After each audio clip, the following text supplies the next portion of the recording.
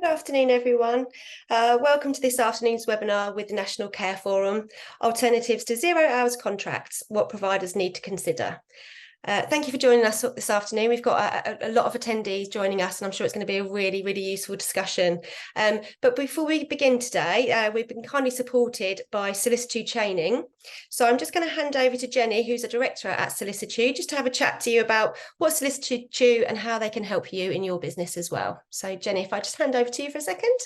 Lovely. Thank you very much, Lisa. Thank you. Well, welcome. It's lovely to see you all, and we're absolutely delighted to be able to sponsor this webinar this afternoon, which I think looks and sounds like it's going to be a very insightful and informative session. Just a little bit about Solicitude. We've been running for 10 years now, and we offer a full range of training and consultancy support to care services. All of us are from a clinical background. A lot of us have been registered managers, directors of nursing ourselves. So we've actually got that hands-on experience in actually the real working environment. So from a training point of view, we offer the full range of training courses right across health and social care awareness courses. We do a lot around clinical skills, both for care staff and for registered nurses. We offer train the trainer courses. We do quite a lot of work around complex care training as well. Within that, we run qualifications as well. So we run all the first aid qualifications, mental health qualifications, and short courses, so things like dementia, end of life, as well as the diplomas, level 2, 3, 4, and 5. Ready for and supporting the care services. On the consultancy side, we do full mock inspections, something at the moment which is obviously quite key with all the changes that are going on within moving over to the single assessment framework. We do things like audits, clinical governance, registered nurse oversight for services, as well as supporting services when obviously they've ended up with a notice of decision, notice of proposal, or needing support with action plans. It doesn't matter whether it's from the training side or the consultancy side, all of our packages we tailor to your individual needs. And within that, we build your policies, practice into training. We don't just run off-the-peg courses or have off-the-peg consultancy services. Just thought I'd sum up by saying, we take evaluation really seriously. And from some recent evaluation of 1,000 attendees at training over the last few months, 100% of them would actually recommend Solicitude training. So if there's anything we can do to support, you have our details, please don't hesitate to get in touch. Thank you very much, and I hope you all enjoy the webinar this afternoon. That's great. Thank you so much, Jenny. Jenny's details will be available on our website. And as she said, if you do need anything that they can help with, please do get in touch with them. So as always, we'd like you to ask questions throughout the session that we will endeavour to answer for you. You can do this by using the Q&A button just at the bottom of your screen there, and we'll keep an eye on those throughout the session. So now I'll hand over to Professor Vic Rayner, who's going to be chairing for us. And I'm sure there's going to be lots of exciting discussions ahead. Thanks very much, Vic. Excellent. Thank you very much, Lisa, and thank you, Jenny. Great to have your support and great to hear about the work that Solicitude does. So, yes, I'm Vic Rayner. As Lisa says, I'm the Chief Executive of an organisation called the National Care Forum, and we're a membership body for not-for-profit care providers. And we're delighted to have been doing a series of webinars over this year in partnership with CMM. And they have covered a wide variety of different topics. But often we find ourselves drawn back to the issue of workforce. We know it's one of the key issues impacting on all of you across the country. And today is no different in that sense. So what we were looking at doing today is to focus a little bit about what alternatives to 0 hours contracts and the kind of things that providers might need to consider in relation to that. And I'm really delighted we've got a fantastic panel of different people from different range of perspectives to focus on this. And I'm going to give them all a chance to introduce themselves just before they speak to you. But just to let you know the sort of range of people that we have here. So we have Mark Moulding, who's here. He's the head of external Affairs and Policy at Skills for Care. We have Gavin Edwards, who's the head of care at Unison. We have Teresa Exelby, who is the Chief People Officer from Community Integrated Care. We have Carolina Gerlich, who's the CEO of the Care Workers Charity, and Dan Archer, who's the CEO and founder of Visiting Angels. So we're going to have a really varied discussion across the piece. And as Lisa says, we really want you to put your questions forward to this panel or your thoughts around this. So what we're going to do to start off with, well, we're going to sort of break this webinar down to three kind of core chunks. And the first of that is going to be understanding a little bit about where we are now, both in terms of the sort of scene setting around, how 0 hours contracts figure within or feature within the social care sector right now. What is the kind of potential political changes that might come, and how might that impact that mode of employment. Then we're going to hear a bit from both the workforce perspective and the employer perspective in relation to 0 hours contracts and alternatives, and the important factors within that. And then we'll have a sort of final session to really talk about what are the implications for employers and what are the things that people might need to think about based on the discussion that we've had.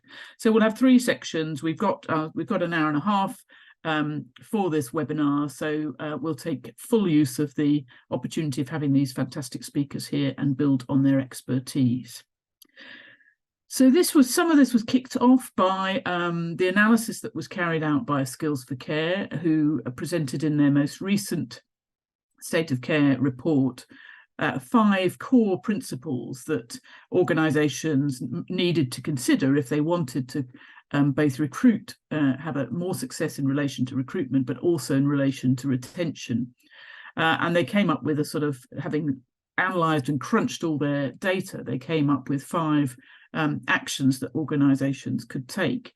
And interestingly and importantly, one of those was around the contracting arrangements that employees found themselves in, and a suggestion that actually not utilising 0 hours contracts was one of the ways in which it was possible to have greater success around retention.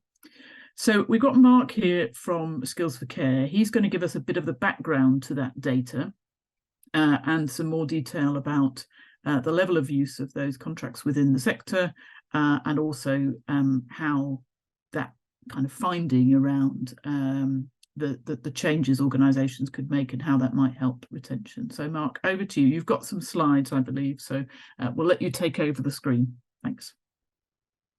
Brilliant, thank you, Vic. So just sharing now.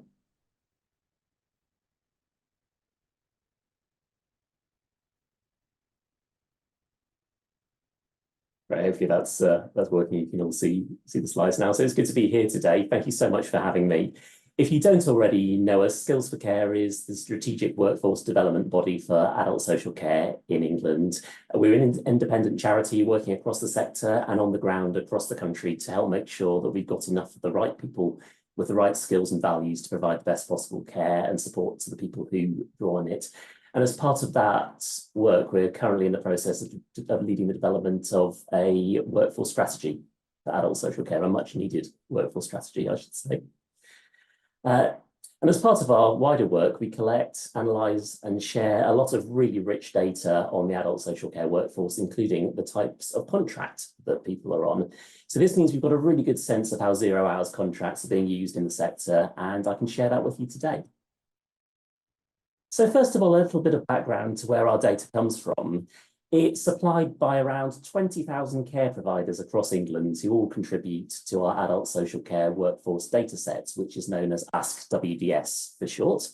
Now, if you're here from one of those 20,000 providers, I just want to start by saying a huge thank you to you, because your data helps us to paint a really useful and accurate picture of what the sector and the workforce look like, and of course the challenges that we face as well. But the data set contains actual data on around half the people who work in adult social care. And from that, our team of data analysts are able to generate weighted estimates for the whole of the adult social care workforce. And each October, we compile this data into our State of the Adult Social Care Sector and Workforce in England report, which you might have seen when we launched it last month. It was in the news on every single national TV and radio breakfast show across the BBC. So not only does that put the data in the spotlight, but it also helps to keep adult social care more widely in the spotlight. And the report's been described by the Office for National Statistics as the most comprehensive source of workforce statistics for the adult social care sector in England. So what does it say about 0 hours contracts? Well, first of all, we estimate that 22% of the adult social care workforce was employed on a 0 hours contract between April 2022 and March 2023, which is the year that our most recent report looks at. And that equates to around 340,000 posts. So by way of a comparison, only 3.4% of the workforce in the wider economy was on a 0 hours contract, according to the Labour Force Survey, which covers the period from January to March 2023. So 0 hours contracts are more than 6 times as prevalent in the adult social care sector as they are in the wider economy. In terms of what kind of care staff are on 0 hours contracts, here's the breakdown. So more than half were permanent staff and around a third were bank or pool staff. And here's a breakdown of how 0 hours contracts are used with different jobs in adult social care. So you'll see that almost a third of care workers who make up the vast majority of the workforce are on 0 hours contracts. 1 in 5 personal assistants are on a 0 hours contract, and 15% of registered nurses and support and outreach workers are too. In fact, only the 900 registered managers and occupational therapists are below that sort of 3.4% national average when it comes to use of these contracts. We know that 0 hours contracts are more likely to be used in domiciliary care than other types of service. 42% of people working in domiciliary care are on a 0 hours contract. And it's worth saying that when we look below the surface, we do see quite big differences between domiciliary care providers. So for some, 0 hours contracts seem to be the default, but others seem to make minimal use of them. When we break things down by the type of service and the type of role, we can see some really big contrasts. So half of care workers in domiciliary care are on 0 hours contracts compared to 12% of people working in residential care. And we see similar contrasts between services when it comes to registered nurses. Even senior managers working in domiciliary care are 7 times as likely to be on a 0 hours contract than senior managers in residential care, although, of course, as you can see, the proportions are much lower for that particular type of role. So has the amount of 0 hours contracts changed much in recent years? Well, as you can see from this chart, the answer is a fairly resounding no. Both overall and with specific roles, the proportion of people on 0 hours contracts has stayed at a similar level over the past 7 years. Just to say that these figures cover the independent and local authorities sectors, and they don't include personal assistants because we don't have the relevant historical data for them. I want to finish by looking at turnover, which we also have some good data on. Now, these statistics are for the proportion of people who left their roles between April 2022 and March 2023.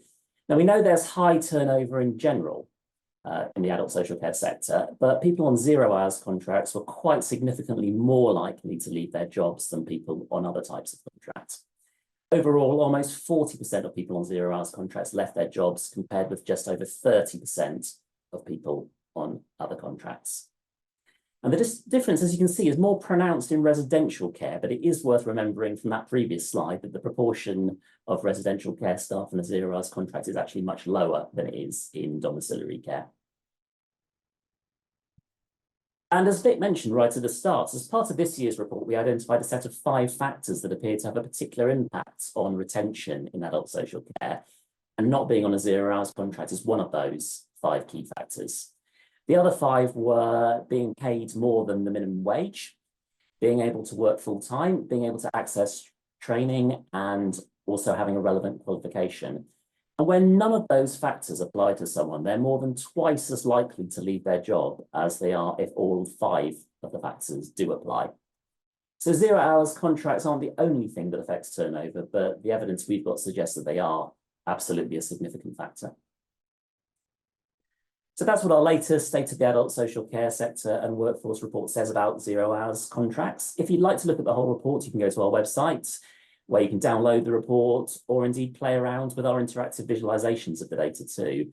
And you can also look at our data at a regional or local level, and we've got summaries for both domiciliary care and residential care. So that's it from me for now. Thank you very much. Thank you, Mark. That's fantastic, and just great to kind of set the scene in terms of understanding the scale of use and posing some interesting questions, I think, for us as we continue on the discussion. I think particularly people will want to tease out a little bit about that distinction between people whose permanent contract was a 0 hours contract versus bank and pool staff, and also really useful to understand that the situation hasn't changed dramatically over the last 7 years of data in that sense. So some things to for us to pick up and look at in more detail later on. So Gavin, if we move on to you, as I mentioned, you're the head of care from Unison. If you want to say a little bit, obviously, to introduce the organisation, and then some thoughts on both Unison's kind of understanding of the sort of situation and impact, but also some thoughts about where politically there may be a shift in terms of some of the public announcements from Labour, particularly in relation to their focus on this going forward. Thank you. Yeah, thank you, Vic, and thank you for the invitation to come speak today. Yes, so I'm Gavin Edwards from Unison. Unison is the largest trade union in the social care sector. My role is to lead negotiations with our national employers where we have recognition, and also to lead the national campaigns at Unison. Unison is putting a particular focus on our work in social care at the moment. It's a priority for our General Secretary, Christina McAnee. And one of the areas that has come up consistently over all the years that I've been doing this particular role has been 0 hours contracts and the problems that they cause for our members working in social care. The figures that Mark just gave are, I think, a pretty compelling case for some of the points that I'm going to make. But what I want to do is talk about this a little bit more from the perspective of care workers, and hopefully bring that to the table in terms of how it has that impact that Mark was describing at a higher level through the statistics that Skills for Care have been collecting. I want to start by clarifying when I'm referring to 0 hours contract, I'm not referring to kind of the bank and agency staff working. As you would expect from Unison, we think employers should maximise the workforce which has got the security of guaranteed hours. And of course, it makes financial sense to reduce agency usage as well. But we do accept that bank and agency are a kind of unavoidable part of some modern workplaces. So I want to talk about specifically about 0 hours contracts, excluding that particular group of workers. And I want to start by trying to nail a myth, I guess, which I do hear from employers sometimes, which is that social care workers want and like 0 hours contract. I speak to social care workers on a daily basis about a range of issues. I've never heard a care worker say that they want 0 hours contracts. They may say that they want flexibility in their work, and they may say that they want to have control over their work and feel less of a power imbalance.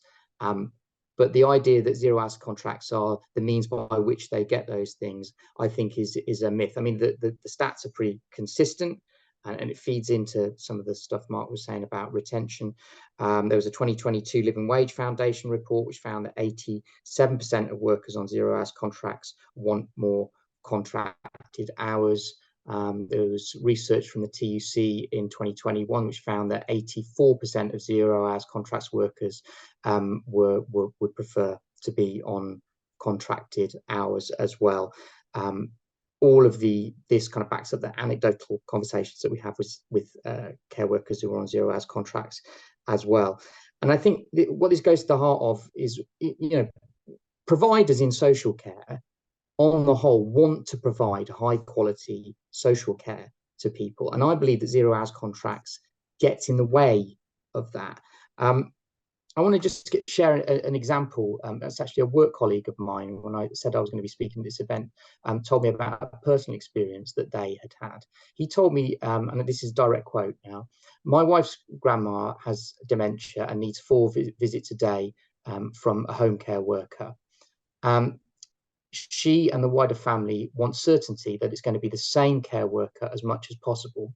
Her care needs are constant, which should provide the employer with a level of certainty when it comes to providing their workforce with set hours. Sadly, the workers are on 0-hours contracts, so we're not always getting the same care worker." And yeah, that's a kind of personal example there from a colleague of mine, showing how 0-hours contracts are getting in the way of continuity of care, which is such an important part of improving the quality of care. I also think that 0-hours contracts can hugely complicate the experience of work and calculating how much pay a care worker is entitled to. You throw that into the mix with a whole range of other issues, some complications with sleep-in shifts, non-payment for travel time as well, and you into them ones around underpayment and national minimum wage. No responsible employer wants to be in that position, I'm sure. Throwing 0-hours contracts into that mix with the extra complexity and administration that comes with it can drive some of those problems as well. And I mentioned power imbalance earlier. Just to be clear about what I mean by that, I think at the best of times in social care, there is often an unhealthy power imbalance between employer and employee. And I think we're seeing this, for example, at the moment in regard to migrant care workers in social care. We're seeing regular reports coming to us from our members of outright exploitation of this group of care workers, sometimes bordering on and crossing the line into modern day slavery. Now, that is because there's a power imbalance occurring there. Not only are obviously employer-employee, the employer sets many of the terms and conditions, but also because there's a kind of sponsorship element. The placement of the worker in the UK itself requires sponsorship. And I think 0-hours contracts has a similar impact to that. It gives the employer another way of controlling their employees, and not in a kind of healthy work planning way, but in a way that actually says, look, if you complain about conditions at work, if you raise issues, if you become seen as quote unquote a troublemaker, we will get rid of your hours. You suddenly will find yourself having not having the hours that you want and need in order to earn the money to get on with your life and support your family. And we do see that on a very regular basis. And I think that's deeply unhealthy. I think that creates a toxic atmosphere in the workplace and is not conducive to good employee relations. So finally, I'll come on to the point that Vic mentioned there about the political aspects of this. And Labour Party is making its position, I think, very clear on 0-hours contracts. Now, that's been true for quite some time, but I'm not here as a spokesperson for the Labour Party, but we can all see what's happening with the polls. I think we can all see what's happening with the current government, and I'll try and steer away from being too party political. It is now a very realistic possibility that within not too many months, we could have a Labour government in this country, which has obviously got quite an ambitious programme that it wants to bring to the table in terms of social care reform, including things like fair pay agreement for social care and a national care service. But one of the things they're specifically saying about 0-hours contracts, and I'll read out what is in the National Policy Forum document, which is an expression of current Labour Party policy. They're saying that they will end one-sided flexibility and ensure that all jobs provide a baseline level of security and predictability, banning exploitative 0-hours contracts and ensuring everyone has the right to a contract which reflects the number of hours they regularly work. So pretty clear direction that they are going in there. My advice would be to social care providers that this change is coming. I think it's fairly clear that this change is coming, and it would be much better for all the reasons I've already set out, and reputationally, to get on the right side of the line at the earliest possible opportunity and start reducing and indeed getting rid of 0 hours contracts within your employment offer in social care. I think, you know, we're going to hear from Dan in a little while, and I won't steal any of his thunder, but I think there are huge benefits that can come to care organisations from getting rid of employment practices like 0 hours contracts. And I would strongly urge you to consider how you may do that, and what planning needs to be put in place in order to go from where you are to where you may want to be. So I'll finish there, Vic. I hope that's helpful, and obviously I'll have to answer any questions later on. Thank you very much, Gavin. And the policy document that you referred to is publicly available online. People can have a look, and there's, I think, as Gavin's mentioned, there's also more information about other areas, both in terms of collective bargaining for a fair pay agreement, but also around training and qualifications and other things which are around kind of supporting the professionalisation, I would suggest, of the sector in that way. And I think, if I'm correct, there's also an idea of professional register embedded within that too. So quite a lot of possible change, as Gavin's mentioned, in terms of employment relations for the future. So we'll come back to, I'm sure people will have an opinion on how we how providers and employers can prepare for that. And we have a few sort of bits of commentary that are appearing in the chat. So there's one here which is, I think, directly for you, Mark, just a clarification of the current number of care workers that your latest survey stated from the vacancy perspective level. So do you want to respond to that? So what's the current number of care workers that we're short of within the UK currently, or within England? Sure. So the overall number of vacancies is 152,000. Oh, things have got dramatically worse in the hour that we were having this conversation. Yes, so 152,000. And I think, I mean, we're not talking about international recruitment here, but a recognition that international recruitment is part of the slightly positive improvement on the previous year, which was 165,000. That's right, yeah. And so we had 70,000 international recruits in 2022/23, but the overall size of the workforce, which did grow a little, certainly didn't grow by 70,000. Yeah, okay. And I think there's a question around the distinction between bank and 0 hours. And I think, Gavin, you were talking about actually what you were talking about in the context of the feedback you had was specifically the permanent 0 hours contracts. That's sort of 55% of all 0 hours contracts that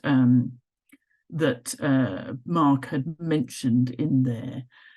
So there's a kind of question here around whether we know how many staff would have left if they were not able to have a 0 hours contract. So Mark had asked the opposite question in a sense of how many did leave because of a 0 hours contract, but not necessarily whether they would have left without one. But I think when we come on to talk about a little later about some of the things that employers are doing to kind of create potentially the flexibility that people are seeking through other means such as bank and pool staff, maybe we'll get to some sense of how much of a demand there is from a worker perspective.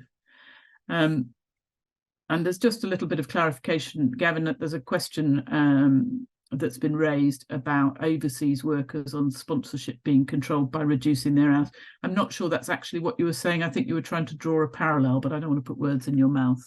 Yeah, sorry, I perhaps could have been clearer. I was simply saying that when you have an exaggerated imbalance of power between worker and employer, of course, people accept that the employer has the right to plan their work and put in place arrangements for their employees. But when you have an exaggerated power imbalance, such as workforces, which has become just a horrendous issue in social care, that is fundamentally unhealthy for the organisation and for the provision of care. And I was drawing a comparison with 0 hours contracts, which I think also exaggerates that power imbalance in an unhealthy way.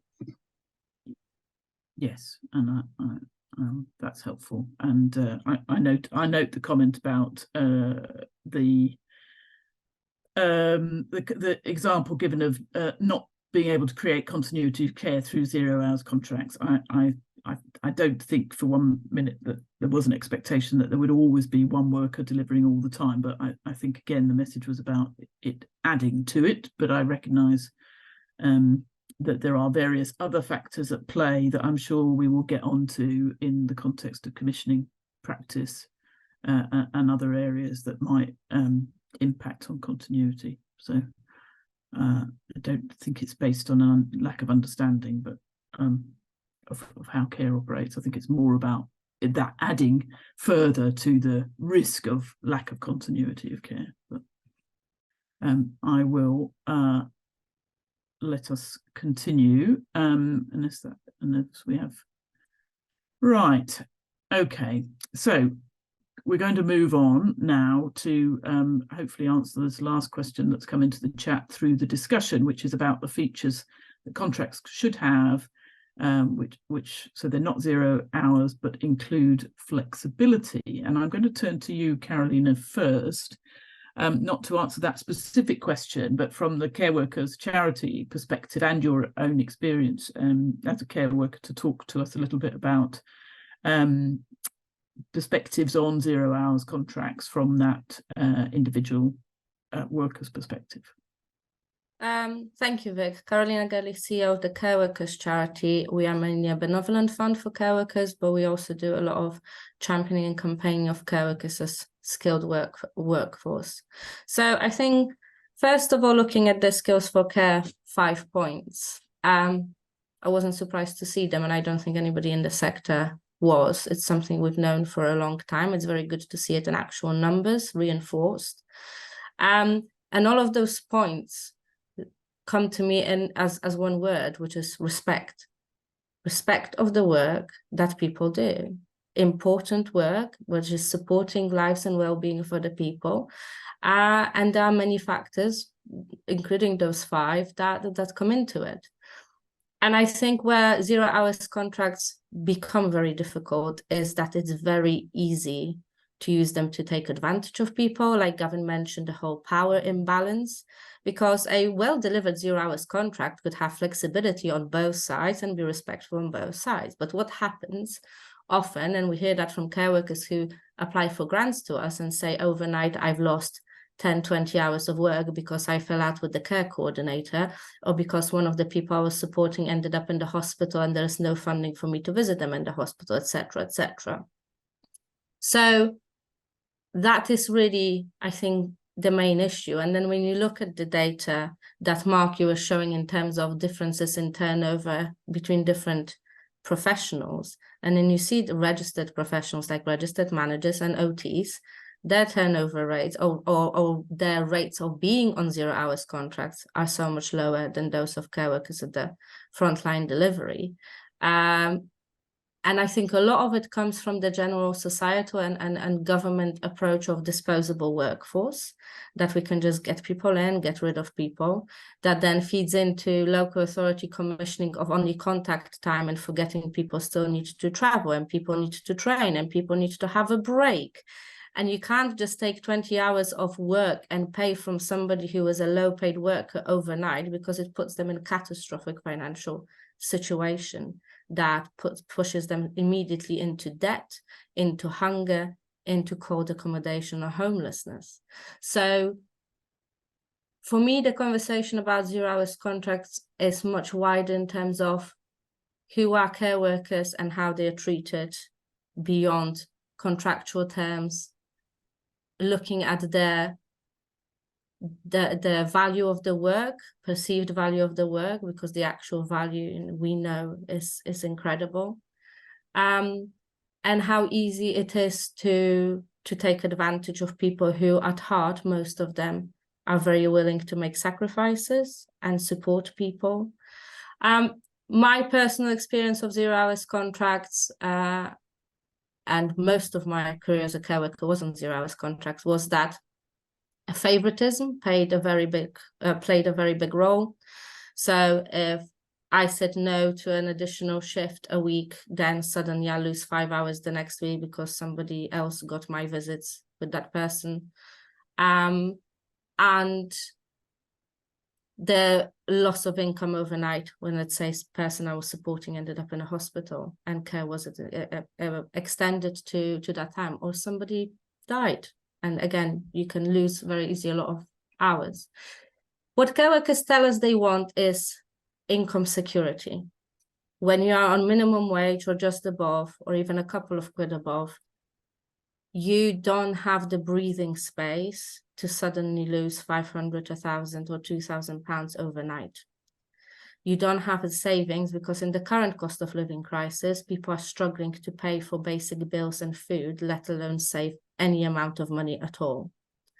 So is that security of employment, guarantee of a certain amount of money coming in on weekly or monthly basis that care workers need the most. And yes, they want flexibility because many care workers have additional caring duties, whether it's children, parents, or neighbors, because they're caring. So it isn't always family. And yes, they want to be able to sometimes say no to a shift because they're just exhausted because they've had a particularly, challenging time at work. For example, 2 of the people they're supporting died, and that takes its toll, mental health toll, that people should be able to have a break from. But what they also want, like I say, is that income security. And I think the two can be achieved, but it has to start from the place of mutual respect. I was doing a webinar a couple of weeks ago, and I was asked, should care providers be rewarding people who turn up 100% of time? And I said, no, you should be investigating and supporting people who don't, because there are good reasons for it.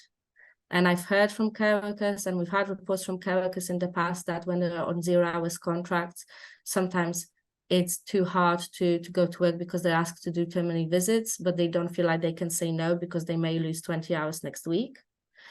And some people just feel treated so badly under 0 hours contracts. Sometimes they feel, well, if you're going to ask me for whatever extra, I'm just not going to do it. So that's one of the factors, I think, in terms of absence that contributes to that in many places. So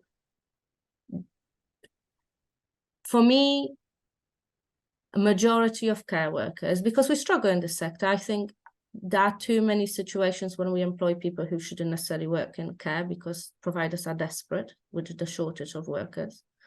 The majority of the workers are people that want to do their best to support lives of others, but I don't think they should do it at the cost of their own well-being.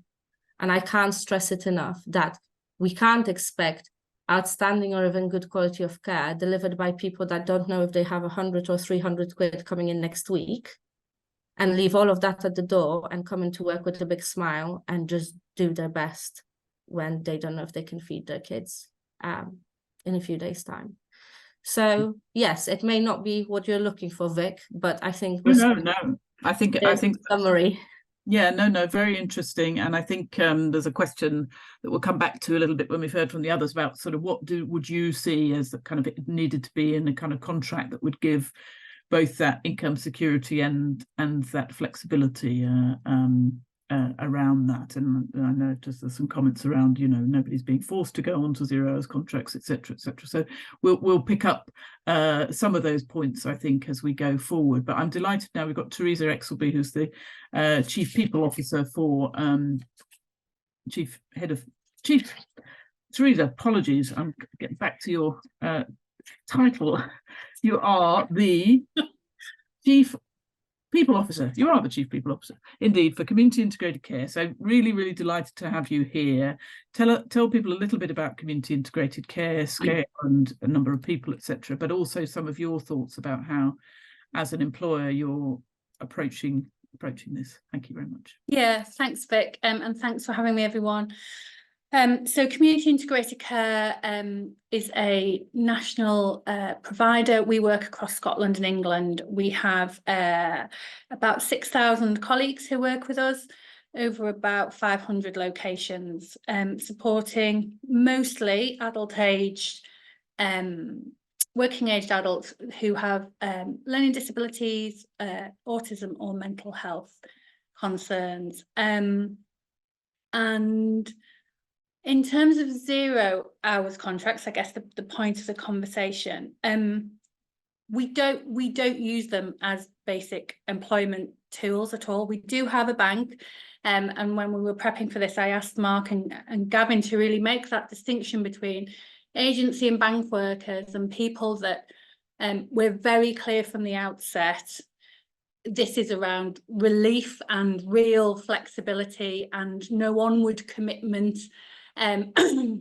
really over a period of time, versus our own colleagues that we as a sector are desperate to recruit, aren't we? I mean, like, we're all spending tens of thousands of pounds in recruiting and retaining our staff because we know that really great quality staff deliver much more quality care for the people we support. We know that turnover of staff can be akin to losing a loved one for the people we support, and so kind of keeping a regular staff team is really, really important to us.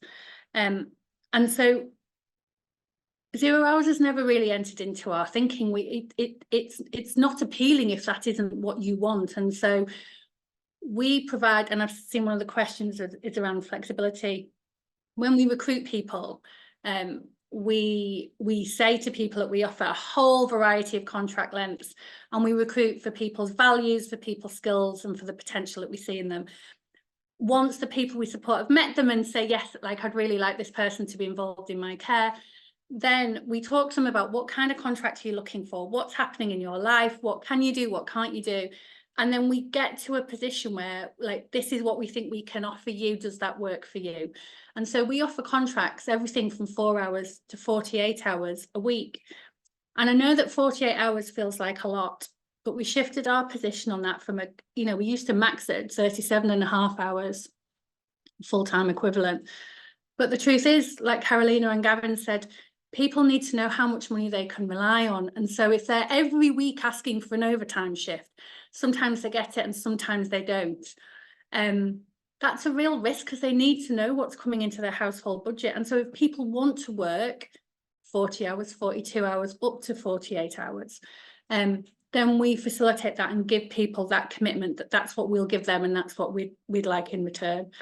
And I think that works. When you look at some of the turnover stats, our turnover with that workforce is currently 21%, which I know is much better than kind of the average for, and I think the way that we go about building those employment contracts really contributes to that. I think you can also have flexibility by not determining start and finish times, not determining days, and having contractually having that really flexible.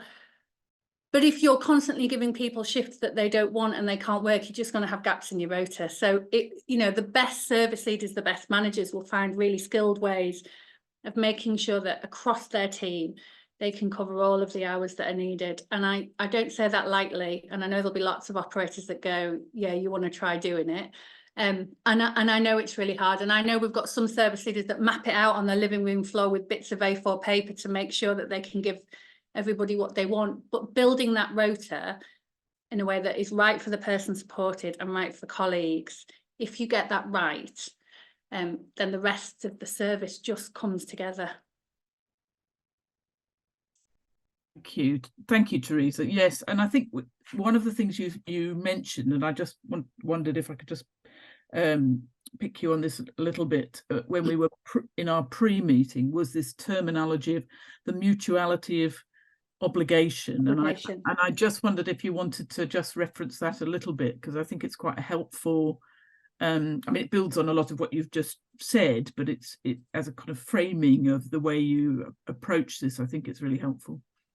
Yeah, I think respect in an employment contract, as Carolina said, is fundamental, right? And it has to work both ways. And so the power has to be balanced. And so the way you go into this employment contract is a deal, like, this is what I'm going to do and this is what you're going to do in return. And it's a very respectful, open, transparent kind of thing. And if we both do what we say we're going to do, that's going to be great. And that is mutuality of obligation. We are both obliged to do the things that we said we'd do. if that starts to shift, I'm not obliged to give you any hours at all, right? But you are obliged to rock up as and when I decide at my whim, because that's the way the contract's laid out. That isn't mutuality of obligation. When you talk about bank or relief staff, though, you're really upfront with them. At the moment, we offer all of our people permanent contracts because, like the rest of the sector, we've got loads of vacancies. But a time, hopefully, may come in the future where we don't have loads of vacancies, but where we still might need really short-term relief cover because of sickness, because of holiday, because of a change in circumstances, whatever it is. And we might need people for very short-term work. And I think if you say to people, this is what we need and this is all we can commit to, would you like to sign up for that? That is mutuality of obligation as well. Like, this is all we're obliged for because we're being really honest about it from the off. And that way you have a respectful employment relationship.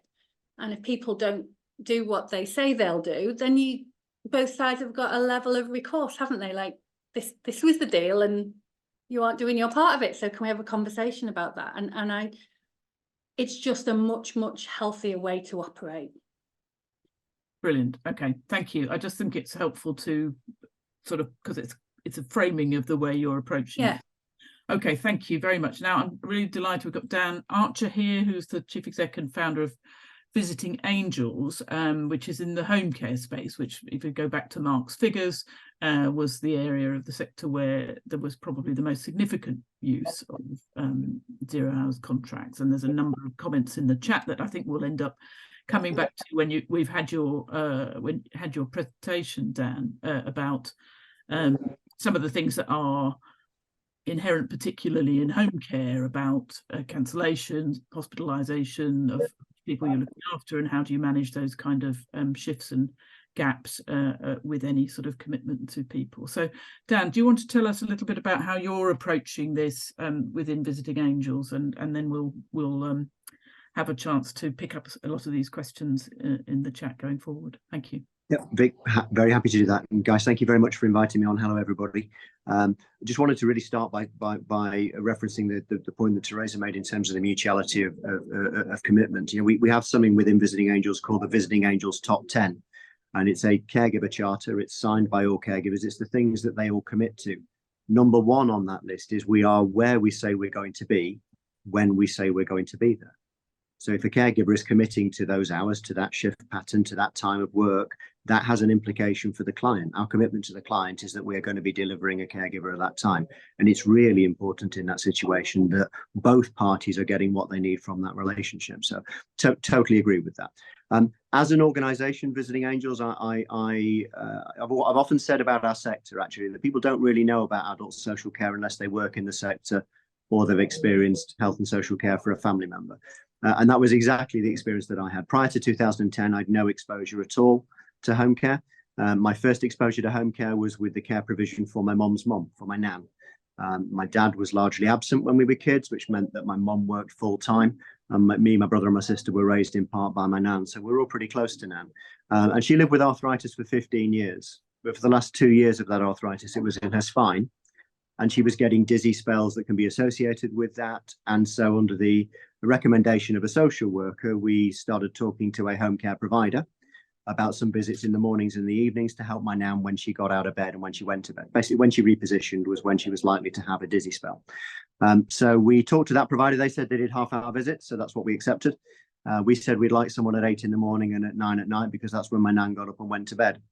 And in the first 8 weeks of care and support, we had 15 different carers visit my nan's house. We had a constant revolving door of new face after new face after new face. I'm from Sheffield, in the north of England, and my nan was from Sheffield as well. I always say my nan had a northern sense of humour about this. She used to say she only knew she was getting care when the blue tabard showed up. She didn't know the people because the people were changing all of the time. Her relationship was a relationship with the uniform because the uniform had actually become the constant. And as a mark of respect to my grandmother, we don't have a uniform at Visiting Angels because when you deliver consistency and continuity of care, your caregivers don't need to be wearing a uniform, full stop. You know? So what did I do? Well, I entered the industry in 2011, started working for an organisation called Home Instead Senior Care. Had an opportunity to start my own business in 2017, and I spent a bit of time looking at our market. I spent a bit of time researching the players in our market, looked at the large corporates, looked at the franchised businesses, looked at the independents, and I found that if they had a mission statement at all, everybody that I looked at had a mission statement focused on clients and care delivery. They wanted to be an outstanding care provider. They wanted to be a care provider of choice. They wanted to provide care the way a family member would expect it. Nobody that I looked at had a people-focused mission statement. So that's what we did. In summer 2017, I'm becoming increasingly proud to say, I think I was the first person on the planet to use the words carer-centric. Our vision for the organisation is to be carer-centric. We've made caregivers the most important people in the organisation. Within Visiting Angels, we will actually say that the caregiver who works for us is more important than the client receiving care. Because unless we look after the caregiver, we cannot deliver a service to the client receiving care. So we started the business in 2017 into 2018, opened an office in Sheffield in the north of England. We currently have 61 locations around the UK. We've opened 21 in the last 12 months. We employ just over 1,100 people across the UK. And last month alone, we recruited 120 new caregivers. We believe we are being successful because the things that we set out to do make the job of being a caregiver a more attractive job. In essence, instead of people being punished for their vocation, what we are seeking to do is to try and reward them for their vocation. So we do not have zero-hour contracts. We've never had zero-hour contracts. We started without zero-hour contracts. We pay our caregivers as well as we can, which can be £2 to £3 an hour more than minimum wage in many instances. We pay travel time. We guarantee pay increases. We provide free life insurance. We service caregivers' cars. We do all of these things because we looked at the role of being a caregiver through the eyes of a caregiver. As an organisation, we ask the question before we do anything commercially, what is the impact of doing that on a caregiver? If it does not improve the life of a caregiver, it is not carer-centric, and therefore we don't do it. So my feeling was, and the caregivers that we've spoken to and that we've recruited since have confirmed that zero-hour contracts were problematic. As we've heard already from the speakers today, caregivers don't want zero-hour contracts. Caregivers want flexibility. Yeah. And if a caregiver is not asking for a zero-hour contract, but they're asking for flexibility, then the reason we have zero-hour contracts is because people are choosing to give them zero-hour contracts. A caregiver that has no prior experience of coming to care is not going to come in and say, let me just talk to you about the contract I'd like. I'd really like a zero-hour contract if that's okay. Yeah. So they don't know, and they want a flexibility. And what we are doing is we are giving them a flexibility without the use of a zero-hour contract. So we offer a minimum 4. We will guarantee minimum 4, 6, 8, 10, exactly the same as Teresa says. We're asking the caregiver what hours they want to work. We're guaranteeing them a minimum. Over and above that minimum, they may want to do more, and we may be able to provide them with more. But we are guaranteeing them the certainty of at least getting the minimum. What we also do is we talk to a caregiver about the hours of work that they are available to work. They complete an availability form with us, and we say to them, we don't give us the availability that you think that we want to hear. Tell us the availability that you are going to be able to commit to on an ongoing basis with regularity. And if that availability changes, give us some notice and tell us about that change of availability. Because the inevitable consequences, again, as we've said already, of trying to get a caregiver to do a shift pattern that is not consistent with the life that they want to lead is ultimately they will leave. And if they leave, the client gets no consistency and continuity of care. Yeah. So our approach has been to ban zero-hour contracts from the start. We have minimum contracts in place. Now, the upshot of what we do is that our staff turnover rate across the country, on average, is 13% as a domiciliary care provider. We have some parts of the country where staff turnover is 0%. We have offices running in the UK that have never lost a caregiver. That delivers a number of benefits. It delivers a benefit to the client receiving care from Visiting Angels, because they are able to have not just one person, as we said earlier on, that's impossible, but they are able to have a small, stable team providing their care on a regular basis. It means fewer people go into the home. It means that you've got a better relationship between the client and the caregiver. It also means that we spend less money on recruiting new caregivers because we lose fewer of the existing team. It means that on the whole, we have a happier team of caregivers because they're staying because they are happier, which means they recommend their friends to come to work for Visiting Angels, which also helps us with recruitment.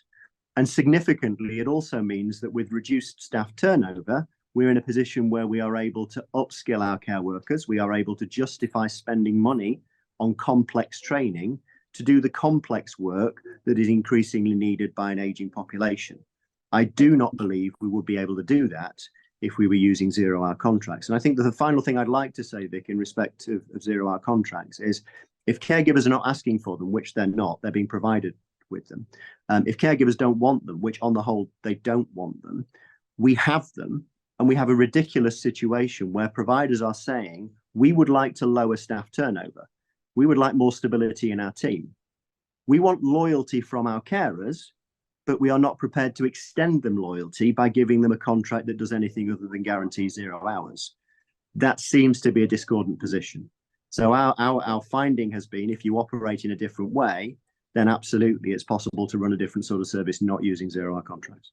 Great. Okay, look, Dan, thank you. I don't want to stop you, but I think I want to make sure that we get onto some of the sort of meat of the discussion. And the things that the three of you have said in this sort of second chunk have really helpfully sort of teed up a series of questions that I think we probably want to explore a little as a group in relation to 0 hours contracts and how to do it. So I think that there's some interesting challenges around the practical reality of some of these situations. So it would be good to kind of pick out from a range of you your perspectives on this. But some of the examples that were given, particularly Carolina, you talked about that sense of you're a care worker on a 0 hours contract and somebody you're caring for either goes into hospital or sadly passes away, and then suddenly there is a massive kind of gap in terms of the number of the regular work that you do. I guess the challenge back, and I just want to say this because I think it's really important. I know that people will focus a lot on how commissioning behaviour is driving some of this, and I think that's really important for us to get that clear, because actually whether in a sense we move towards a new government that decides that this isn't an acceptable mode of employment, a contractual way of employment, or indeed whether we just look at the information that we've created as a sector ourselves from Mark's perspective, from the data there, which says actually having 0 hours contract is making people leave their work. We need to kind of send a clear set of messages to either a future government or to the commissioning contingency or to central government, which is really clear about the sort of situations that drive 0 hours contracts, and also the things that we think that could be brought into play to overcome. So one of those is definitely about what happens. 0 hours contracts have arisen because there is a lack of certainty around the type of work that's going to be delivered, or who that work's going to be delivered for. So Carolina, I wonder if I come to you first to see if you've got thoughts on how or where you've seen that managed with caregivers in a way that means that just because the person that you've been linked to has gone into hospital, you don't lose that work, or you don't lose work per se. What many care workers do is they are registered, they work for many employers. So if some hours drop on one side, they can pick some hours on the other side. Interestingly, I have seen 0 hours contracts. I was presented with one in the past, where it said this is a 0 hours contract, we don't guarantee your hours, but you are not allowed to work for anybody else, and you have to be available at the drop of the hat whenever we need you. But for now, you can have 1 night a week. So, but what care workers do, especially in dom care, is they'd have more than one employer, and that's difficult to track. That's also difficult to track in terms of maximum hours worked in a week and breaks that they should have. And it's not just in home care. I had a conversation about it with care home providers recently, because they don't feel like they have a choice, and they're trying to keep more than one employer happy in terms of their availability. But that also, in a way, helps if suddenly they lose 10, 20 hours overnight. And let's be honest, if you are on minimum wage, even losing 2 or 3 hours a week, it has big consequences. Yeah, 20 quid a week, 30 quid a week. It's a big impact on somebody's life and family. So there is a lot of juggling involved in terms of availability, very few breaks, and I think that leads to burnout. Where I've seen it handled or heard about it handled well is when providers offer office work on training to fill in that time. So, oh, you suddenly lost your 5, 10, 15 hours a week. How about you refresh your training now, and we'll pay you for your training time? Or we have paperwork to be done in the office. Can you support with that? Help. That helps people potentially develop if you're teaching them how to review care plans or do other things, maybe they can take a next step in their career, etc. I do want to go back to your commissioning point, Vig, because it is a big problem, I think, especially in home care for that contact time. And it has not been just once or twice, but many home care providers have spoken to us at the charity of, do we have any ideas how they can go around it? Anything to say, to the local authority, whatever else, to explain better that they need money for training, travel time, but also if somebody loses hours overnight, that they continue to have work. And part of it is care workers continue to support people in hospital settings. Because very often when people go into the hospital, and we know NHS is under a huge strain, they could definitely benefit, they would benefit from support of a care worker there. But there are so many barriers in place for that. Main one being continuous funding for that. And I think that's detrimental to the quality of care. And one thing I just wanted to go back to what you said, looking at the care service from the perspective, your workers first. And I heard that this year from quite a few providers. And I think, and somebody else said to me, if I make sure my team is well, then I don't even have to worry about my residents, because I know they'll take care of the residents and that's it. So, going back to the point, and something that I was speaking about last week as well, is good quality of care depends on the well-being of care workers. And even when people look for care services for the families, for me, they shouldn't be looking at CQC ratings. They should be looking at how well the workers are there, in terms of their reviews of the service, rather than, CQC reviews, because they're there day in, day out. So, yes, there are things that can be done, that I've seen done, but unfortunately at the moment, I think the most common thing is care workers looking at multiple places of employment to fill in the gaps if they need to. Yeah, okay. And that, of course, has ramifications for the things that you've mentioned, but also the training side of things that Dan was referring to. I thought that was a very interesting point, Dan, about the kind of potential then for investment because of the well, Vic, I think what's important in the middle of all of that is that if you are going to backfill the hours that caregiver would have delivered had the client not gone into hospital, with training, you have to have a strategy in place for paid classroom training within your organisation. If the organisation is expecting caregivers to train without pay, or is training them using a digital system and there's not enough contact during that to justify the time of doing it, that becomes problematic. So I mean, I think in response to the question of how you square that circle, right, we do a couple of things. We as Carolina says, we will try to redeploy people into classroom training or into administrative work in the office if we need to. We also will typically find, with the stability that comes from the workforce, that we've got a group of, on an average package size of anywhere between 10 and 14 hours, we've probably got 4 or 5 principal caregivers on that package. And so there will be a main caregiver, and then there will be a series of support caregivers to the main caregiver. Now, what customer A might get one primary caregiver, and customer B might get a different primary caregiver. And then the primary caregiver for customer A might be a secondary on customer B, and vice versa. So if one client is hospitalized, then there are additional hours that are available through a different client. So we can use the caregiver elsewhere within that. But we're approaching that delivery of care in teams rather than in isolation.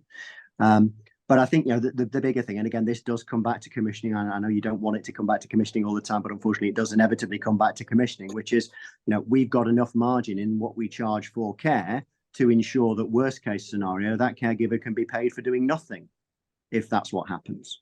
Yeah. Because we're giving a minimum hours guarantee, we're going to pay that person come what may. Yeah. Okay, that's useful to get that perspective. Teresa, I wonder, so there's a question in the chat which is about what your perspective is around whether that kind of minimum hours guarantee is a sufficient shift away from 0 hours to get some of the kind of benefits that I think you're talking about, but also recognise the relationship between the ability to be confident about paying somebody for those hours from the work that's generated. Now, I know most of your work is not necessarily in that kind of home care space, but you may experience some of the same things in supported living arrangements if somebody goes into hospital or side of things. So the reality is, if people are going to work for you regularly and you offer them a 0 hours contract, that's not true, because you don't want them to work 0 hours, otherwise you wouldn't have offered them a contract of employment. So I think I think 0 hours is not true. I think if you get to a number of hours where you might often be able to offer more, but you are both committing to that number. So the obligation on the colleague is not to do more if they don't want to, but you're saying, I've got 8 hours a week, I've got a Saturday, I've got a Thursday, I've got a Wednesday night, whatever it is. And that is going to be your regular 8 hours. And I really need you to turn up for that, for those 8 hours. And then after that, if I've got other shifts, we offer them out. And if you want to do them, great. And if you don't want to do them, great. Then I think, do you know what? That's great, because you've been really transparent. This is what I've got to offer you. And so and this is what I want you to regularly do. I think if you start to use minimum hours as a branding piece to go, we don't offer 0 hours, we offer a minimum of 8. But the truth is, most people in your organisation work 30.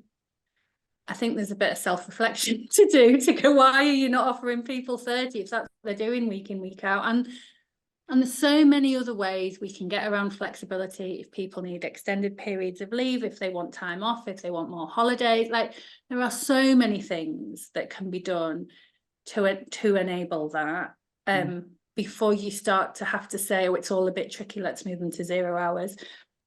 I think the only thing that was a regular way of working and now can't be, and this actually I didn't do it in this sector, I used to do it in retail years and years ago, was that people would often bank hours. So I'm not going to work Saturdays in June, I'm going to save them and I'm going to work them in August instead. Or it was often around Christmas. You can't do that, because there's a real risk that you're going to breach minimum wage. So you've got to pay people for the hours they've worked in that period.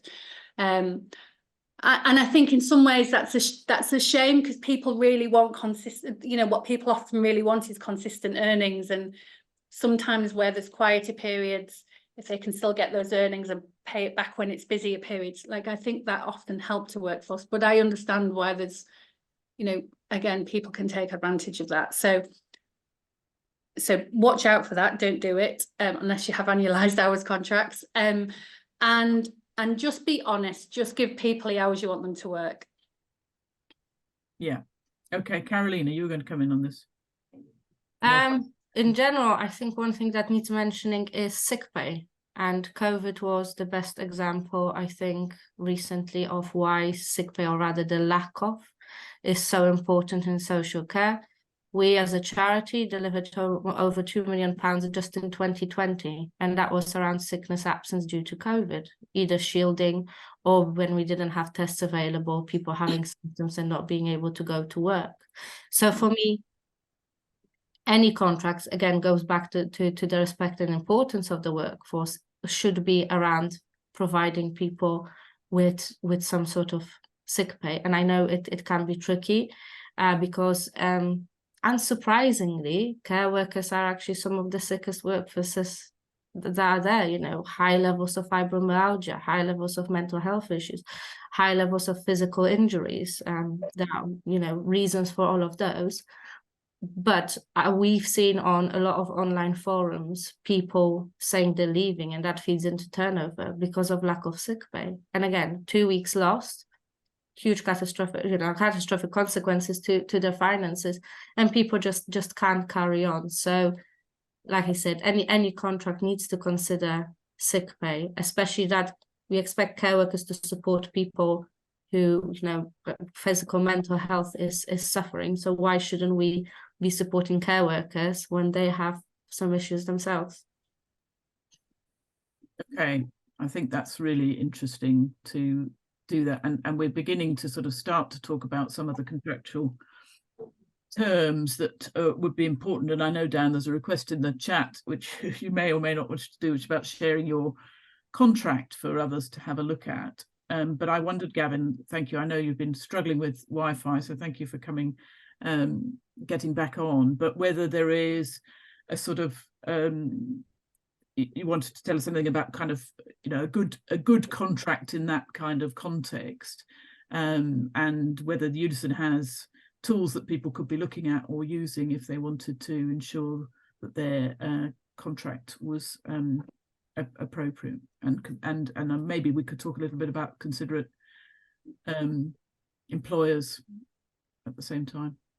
Yeah, I mean, certainly Unison has got tools that obviously trade unions can use, but employers can use as well. Publicly available information, bargaining guides on 0 hours contracts and on contractual arrangements. So that's, of course, you know, we as a union are always open to talking to employers about those issues, trying to be as constructive as possible. We have recognition agreements with some of the bigger employers within the social care sector. We've also got recognition agreements local and regional level as well. So it's not unusual for employers in the care sector to get in touch with us to talk over issues and challenges that are facing their organisations. And of course, we'll always act in the best interests of our members who are employed by those organisations. But part of that is working constructively with employers. And, you know, I do recognise that care providers are faced with a difficult landscape at the moment. And I'm sure it won't have escaped any of your notice that Unison has very much been campaigning for a change in that landscape led by action from the Westminster government. There does need to be better funding for social care. Is one of the things that's driving, I think, the use of 0 hours contracts in social care. There does need to be significant reform of social care as well, and the only people that can do that is government.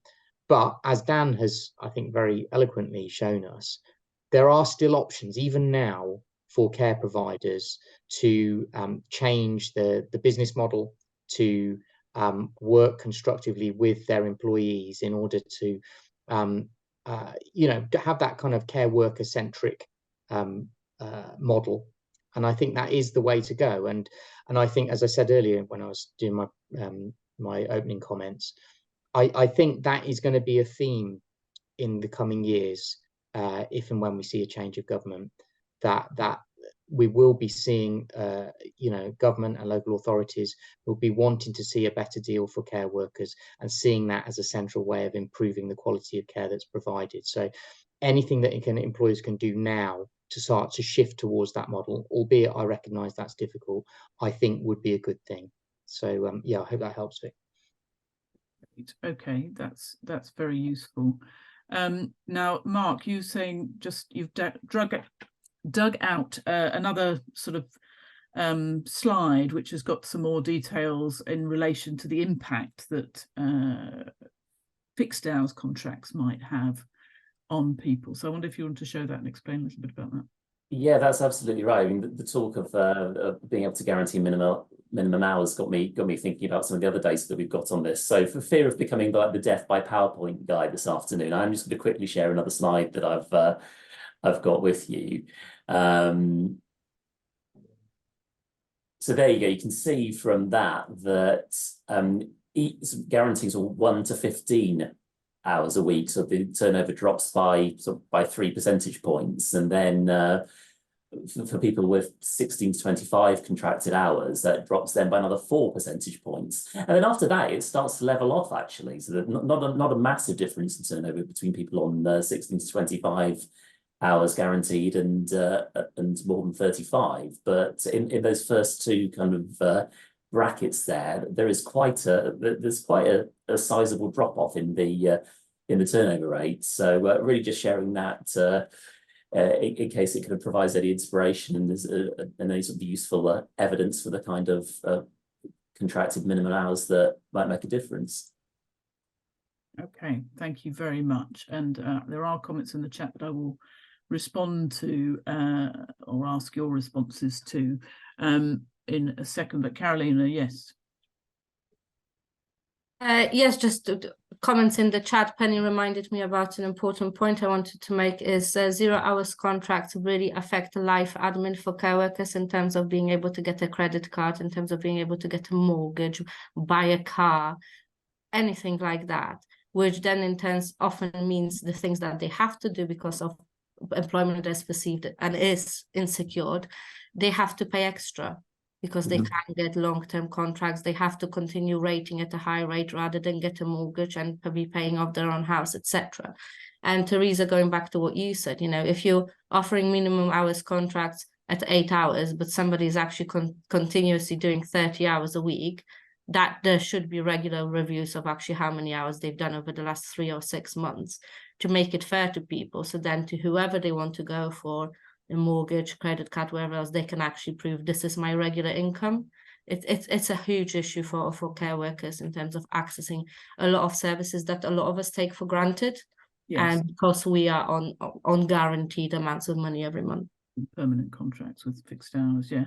I mean, I think that's interesting, and that's, I think, one of the points that's been raised in the chat about whether sort of moving from 0 hours to a 4 hours a week minimum contract or some such thing, you know, whether that in essence becomes a tick box exercise. And I know Teresa and Dan and others have been clear about, you know, when they're applying it, they are looking very realistically at the hours that are there. But I guess that is one of the things that it would be really important to understand, I think, and it also plays to another point, which is about, you know, actually in the context of anybody trying to legislate around this, how are they going to really make a distinction between what might be a sort of token level of guarantee versus you know, a bank or 0 hours. So I don't know, Gavin, if you had any thoughts on that, and maybe Teresa as well. So that's a tough one, Vic.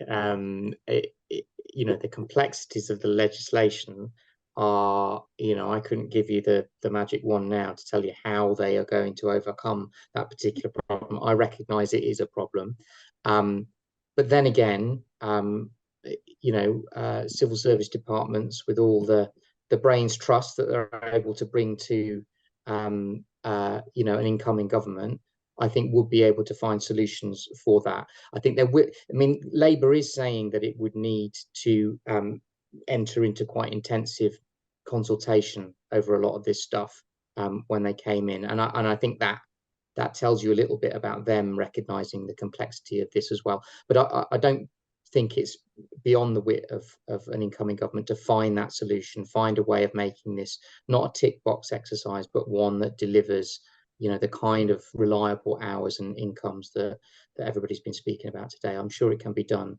Unfortunately, I don't have the technical answer right now.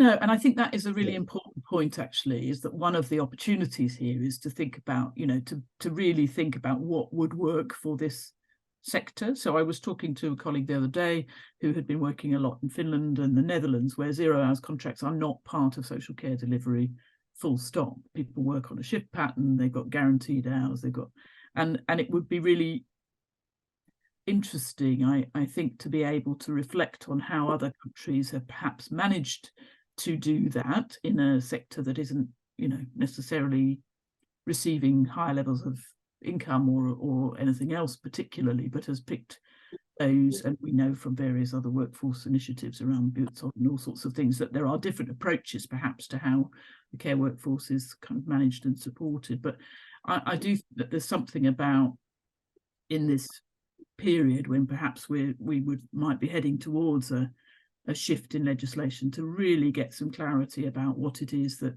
we as a sector would want. And I still see this, I can see that there's still some comments in the chat about, you know, that 0 hours being absolutely something that care workers are saying that they want because of travel abroad, or, you know, going to see family if they're not necessarily a UK national. So I mean, but I think that there are I suppose it's incumbent on us maybe at this stage to think about how might a work relationship be developed that allowed for those factors of flexibility that people were asking for, but didn't create the sort of financial crisis and instability that Carolina is hearing from members and get from people who are contacting the care worker charity, and Gavin is from members. I can see your hand, Dan, but I just wanted to ask Teresa if she had any other sort of thoughts on the notion of a sort of nominal minimal and what risks that might present.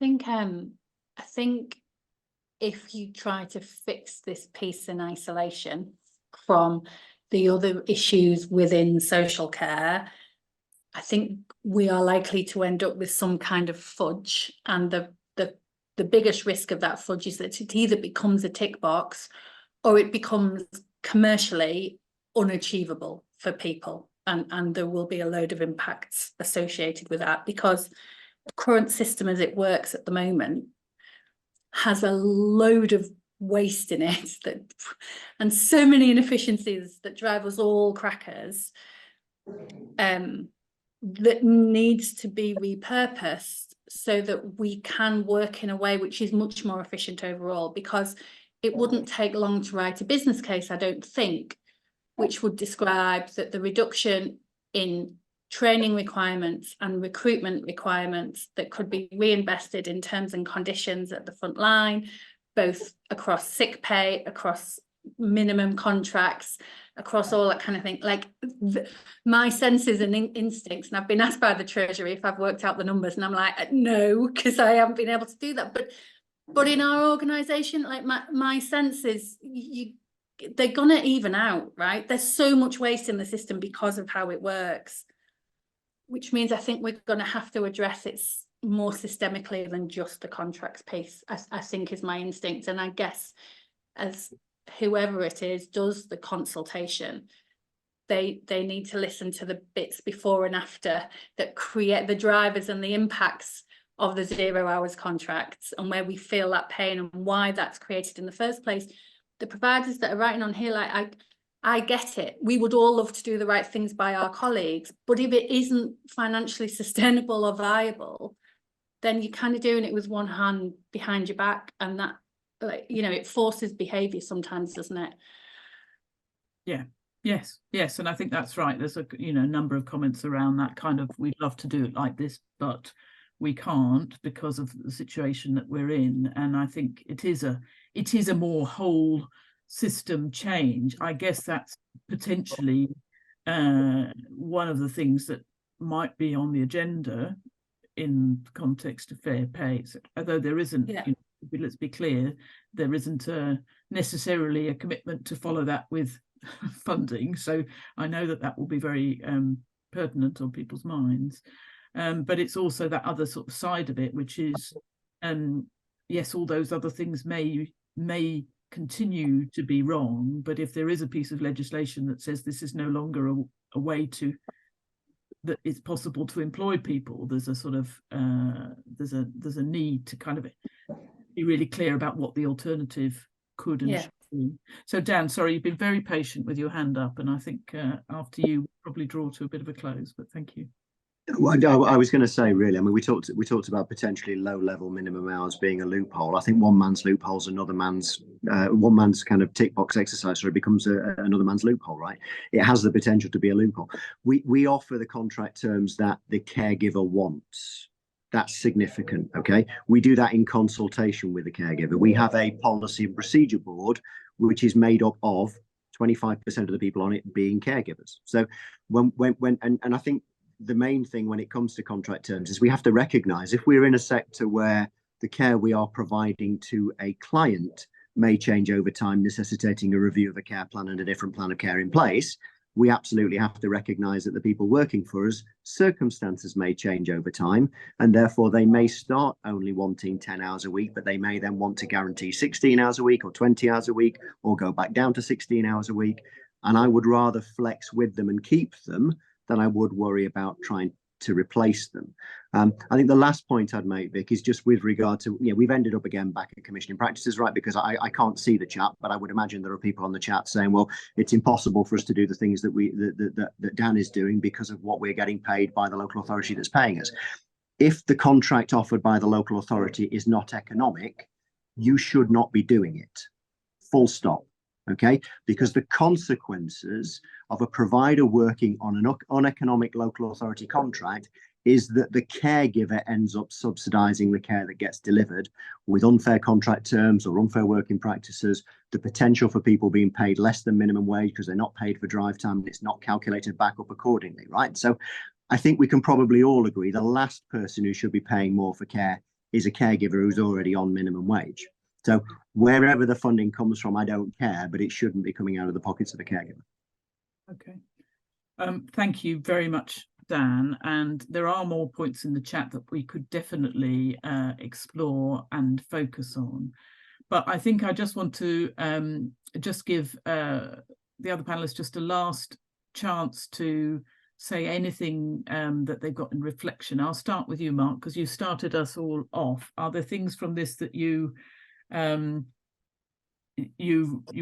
to comment on that you've heard so far in this discussion? Yeah, I mean, we've heard compelling reasons why 0 hours contracts are a bad thing, but also quite a lot of comments I can see in the chat on why they're necessary, and in some cases suggestions that they can be a good thing. All I say on that though is, I mean, looking at the data, the numbers do tell a quite clear story there, which is that there is a very clear link between people leaving their jobs and people being on 0 hours contracts, and there's also what looks to be a very clear link between being able to guarantee hours and being able to keep people. So while we completely understand the challenges that employers are facing and the case for why 0 hours contracts are necessary, the evidence does suggest that when it comes to keeping our people, they don't help with that. Thank you very much. These are really important things in terms of that whole wide discussion around pay terms and conditions, aren't they? But Gavin, final thoughts from you? Yeah, thanks. I would say, I just kind of responded to some of the comments in the chat from people attending. I would say that I think we are often making assumptions about what is and isn't possible in the employment world in social care. We have to recognize that that's in the context of a thoroughly dysfunctional, acutely underfunded social care system in this country. And I think people will be surprised at what we are able to do over the years, because it's going to take years, probably decades, to turn the social care sector around. But it can change, and it will change. And the assumptions about what is and isn't possible, Vic, your point about what happens in other countries and other countries not using 0 hours contracts at all, I think that's important.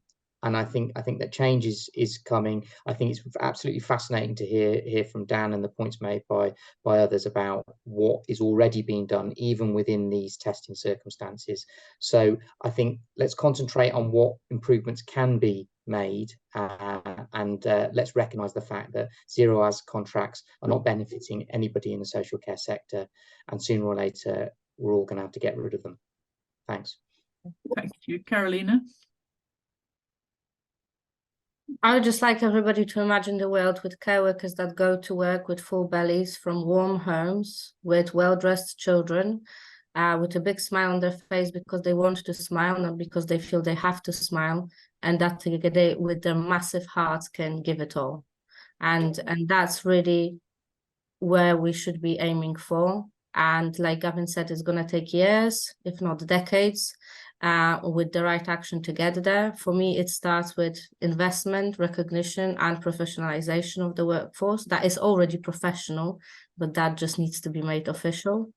And recognizing that, yeah, care workers want to work in social care. They want to do well.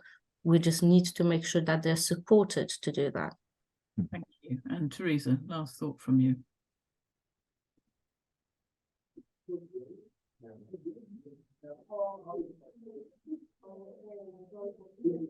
We can't hear you, Teresa. I think you're on mute.